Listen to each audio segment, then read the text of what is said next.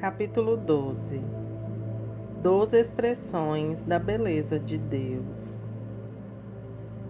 Nos capítulos anteriores, aprendemos o modo pelo qual o Senhor nos vê e se relaciona conosco em nossa jornada em sua direção. De que maneira devemos corresponder ao seu afeto? Ainda mais importante, qual a característica divina nos inspira a buscá-lo com a mesma entrega da noiva, descrita em Cantares de Salomão? Ao explorar passagens das Escrituras cujo enfoque é a beleza do Senhor, resumi esse assunto tremendo em categorias diferentes, ou mais precisamente em 12 expressões da beleza de Deus. Esses resumos não são exaustivos e reúnem pontos que só poderiam ser revelados de modo adequado em um livro dedicado somente a esse propósito. Expressão 1. A beleza da luz de Deus. A beleza do Senhor pode ser vista em sua luz, a qual literalmente emana dele, uma glória reluzente que irradia do seu ser. Na palavra, Deus nos oferece indícios disso, leves sopros de conhecimento, para que enxerguemos esse brilho fascinante e as muitas matizes que irradiam de si. O apóstolo Paulo declara que apenas conseguimos vislumbrá-lo como um reflexo obscuro em um espelho. No entanto, embora não vejamos todos os seus contornos, nós o contemplamos o suficiente para que a nossa mente seja instigada e conduzida ao trono de Deus enquanto oramos. Em Apocalipse 3, João narra 3 das cores que ele vê em sua incrível experiência na sala do trono, as quais estão entremadas no próprio Deus. Há o brilho dos diamantes, a intensa luminosidade dos rubis e as 7 cores do arco-íris. Como declara o salmista, o Senhor cobre a si mesmo com luz como de uma veste.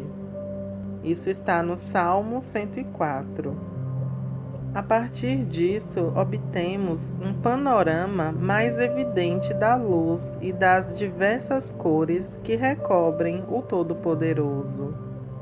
Pedro descreve essa luz como sendo maravilhosa. De certo, quando estamos diante do Senhor, nós nos deslumbramos com a majestade das suas vestes. Ainda mais admirável é que Pedro nos convence de que fomos chamados para essa luz, de maneira que possamos vivenciá-la na eternidade. E mesmo agora, quando meditamos na palavra, oramos ou quando adoramos, experimentamos pequenas porções dela. Se voltarmos as nossas atenções ao Espírito Santo que habita em nós, olhando para a sua luz, podemos ser tocados por ela.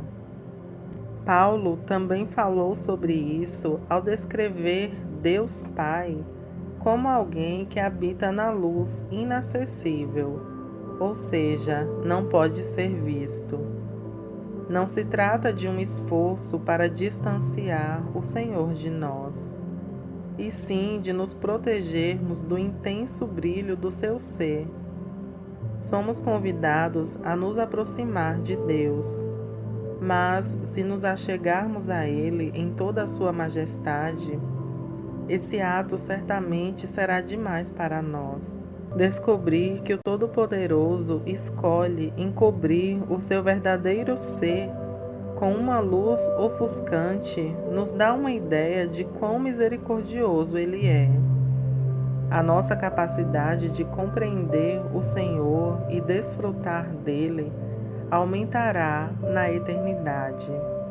assim como nosso corpo ressurreto não se fadigará por fazê-lo.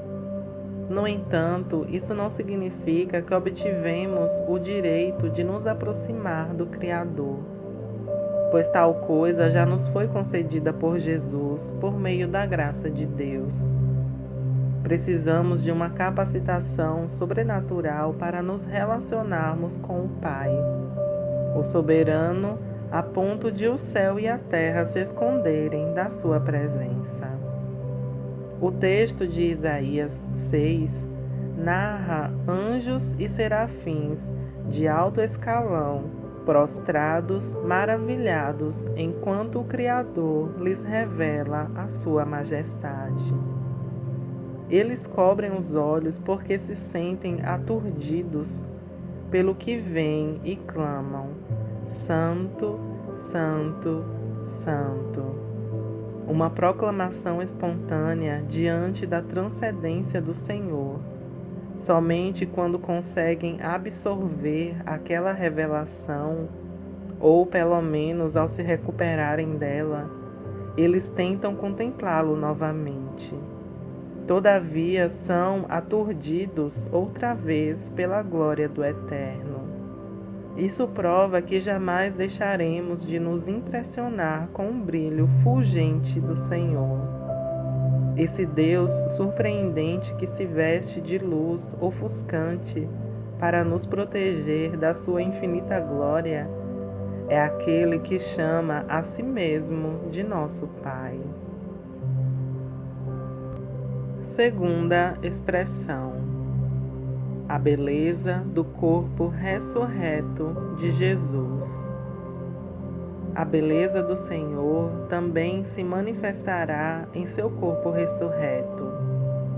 Isaías profetizou que contemplar Jesus na sua volta será atordoante. O seu corpo ressurreto é poderoso e glorioso.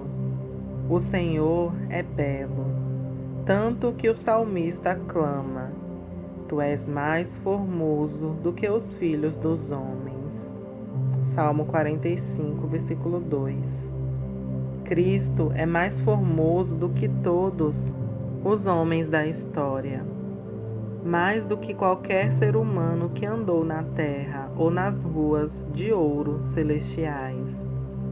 O profeta descreveu Jesus em seu corpo glorificado de um modo bem diferente de como o apresentou quando ele encobriu a sua beleza durante o seu ministério terreno. Ao longo daquele período, ninguém se impressionou com a sua aparência física, mas sim com seu amor e a sua mansidão e justiça. O mesmo aconteceu por meio do seu corpo glorificado. Jesus manifestou diversos níveis da sua glória. Quando Maria Madalena foi ao sepulcro na manhã da ressurreição, por exemplo, ela o confundiu com um jardineiro, porque ele havia encoberto a sua glória ressurreta. Cristo poderia ter sacudido os fundamentos da terra com uma aparição gloriosa. Entretanto, ele escolheu restringir o seu poder.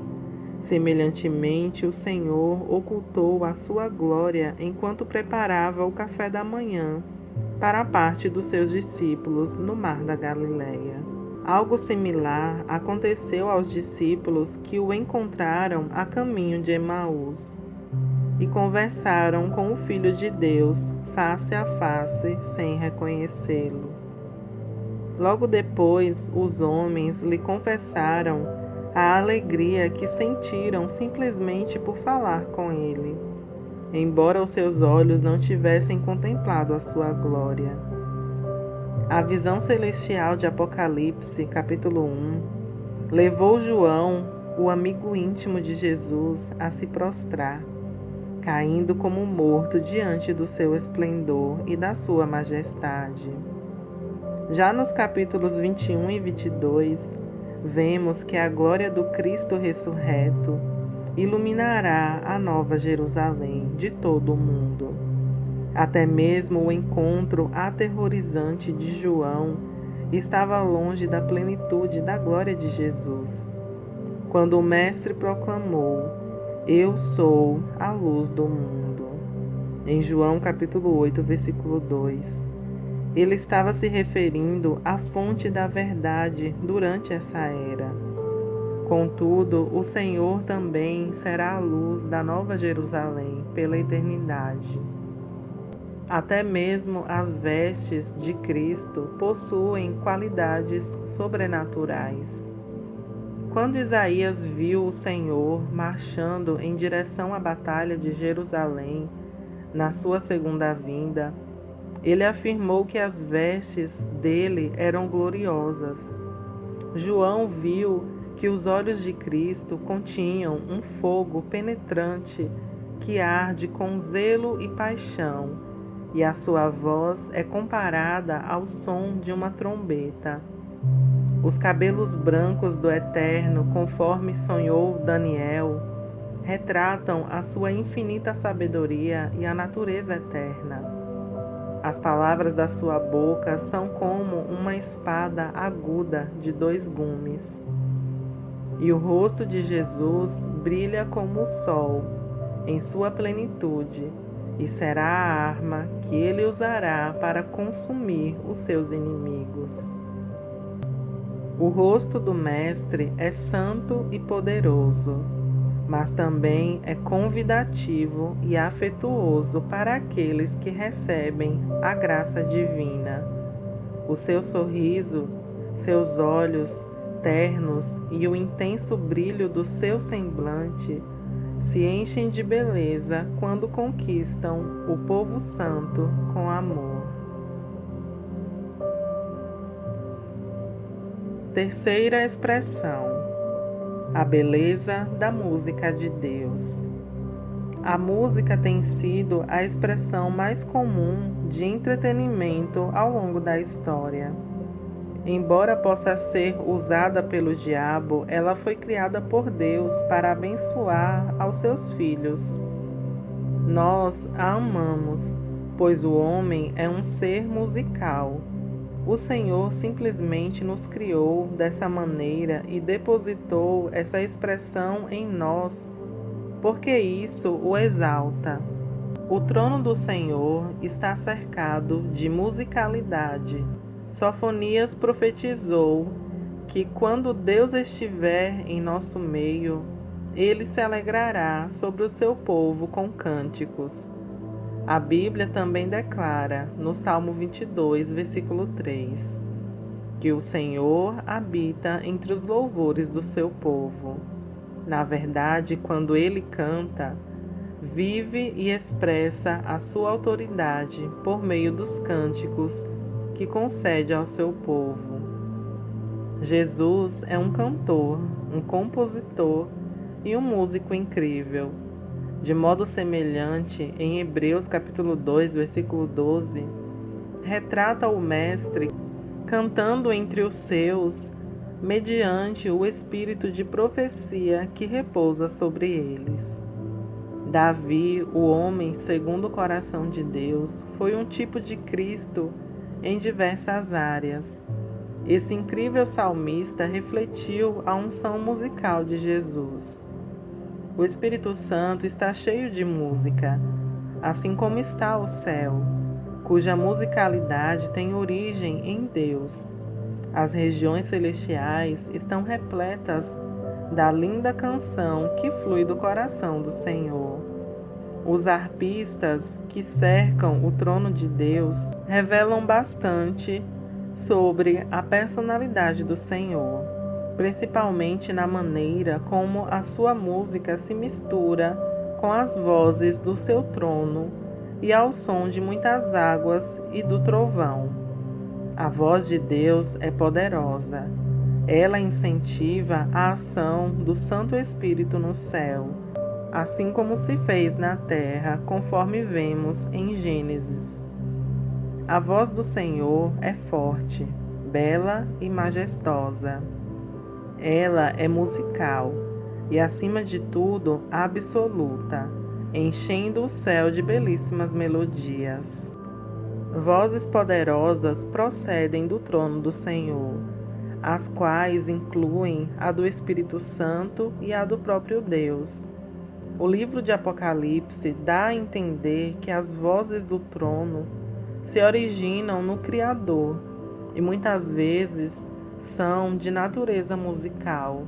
Em outras palavras, elas representam o seu autor. Quarta expressão: a beleza do perfume de Cristo. No Salmo 45, versículo 8, lemos acerca das diversas fragrâncias com que as vestes do Senhor são perfumadas. A partir disso, podemos imaginar como esses aromas maravilhosos serão usados no céu, ou como eles atrairão a nossa atenção para ideias ou eventos associados a ele no passado. Todas as facetas do caráter de Cristo são como uma infusão perfumada, liberada quando ele demonstra a sua personalidade em diferentes cenários. O céu está cheio da fragrância de Deus. Quando a noiva de Cantares de Salomão solicita a presença do seu amado, ela o convida a ir ao Monte dos Aromas, uma referência ao trono da glória de Jesus. A nubente descreve o lugar desse modo porque ele será inundado de perfumes divinos, já que na eternidade Jesus terá um aroma literal. Por sua vez, a jovem apaixonada também declara: por causa do aroma dos bons perfumes de Jesus, o seu nome é como um unguento derramado. Cantares capítulo 1, versículo 3. Ela usa também outra frase: o teu caráter é como um perfume derramado. Tudo isso nos confirma o que Paulo disse aos Coríntios: porque para Deus somos o bom cheiro de Cristo. Todo aroma desempenha um papel importante em termos de memória. O mero sopro de um odor familiar é capaz de evocar em nós inúmeros pensamentos positivos ou negativos. Quando a fragrância de Jesus se espalha no ar, os nossos sentidos são despertos e a nossa atenção é direcionada a qualquer aspecto divino que Ele queira compartilhar conosco. Sétima expressão: a beleza da personalidade de Deus. Uma das maiores e mais importantes expressões de Deus reside na beleza da sua personalidade. Os atributos dos sentimentos dele e a revelação que obtemos por meio deles estarão em maiores detalhes no capítulo 16 desse livro. De qualquer modo, quando entendemos cada uma dessas emoções, compreendemos o porquê de algumas motivações divinas e conseguimos vislumbrar uma pequena parcela do amor do Altíssimo pelo seu povo. A partir disso, podemos observar como ele é cheio de deleite, prazer e alegria. Moisés teve um vislumbre da natureza alegre de Deus quando registrou: e o Senhor teu Deus te dará abundância em todas as obras das suas mãos, porquanto o Senhor tornará a alegrar-se em ti para bem, como se alegrou em teus pais. Deuteronômio 30, versículo 9. A alegria e o regozijo do Senhor são a essência de tudo que Ele faz. De fato, Ele se deleita nos seus filhos e tem prazer neles.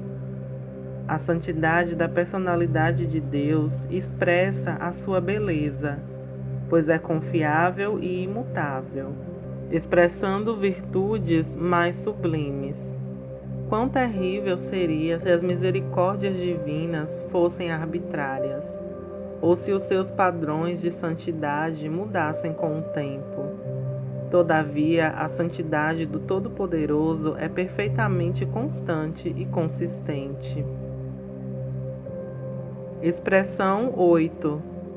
A beleza do poder transcendente de Deus. O poder de Deus é autossubsistente e, por isso, belíssimo. Os céus declaram a beleza do Senhor, como vemos no Salmo 19. O Espírito Santo é o artifício dos céus, um lugar tão belo como impressionante. Tente imaginar as centenas de bilhões de estrelas que compõem apenas a Via Láctea, sem levar em conta as outras milhares de galáxias que ainda não foram descobertas. Isso coloca o poder e a sabedoria de Deus em uma perspectiva universal. A beleza do poder divino é absolutamente evidente. Bastaria que pensássemos em como cada floco de neve é único. Não há dois deles exatamente iguais. Ou se olhássemos para a imensidão das montanhas, para como o sol nasce e se põe a cada dia e para a energia extraordinária que ele nos fornece. Pense apenas na maneira pela qual Deus sincronizou as marés dos oceanos com a força gravitacional da Lua em uma harmonia perfeita, e você terá um pequeno vislumbre da sua gloriosa transcendência.